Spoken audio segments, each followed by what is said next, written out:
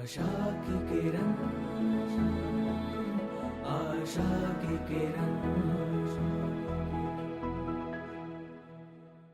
ભગવાન સ્વામિનારાયણને કહ્યું છે, કૃપાનાથ માલિક, આ દુનિયાનો કાયદો છે કે નવો કોઈ રાજ્ય આવે ને ત્યારે જૂના કેદીઓને મુક્ત કરી દે. આપ ધરા પર ધર્મ નવા રાજા છો. આ પધાર્યા પહેલા કંઈક આત્માઓ જમપુરી પહોંચી ગયા, માલિક જમપુરી ખાલી કરાવો.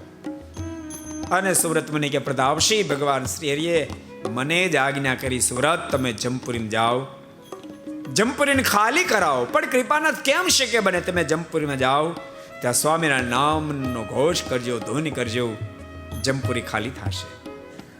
અને પ્રતાપશી, હું સમાધિ કરીને જમપુરીમાં ગયો. ભયંકર રીતે યમના દૂતો પાપી આત્માઓને પરેશાન કર્યા હતા. હું જોઈ ન શક્યો.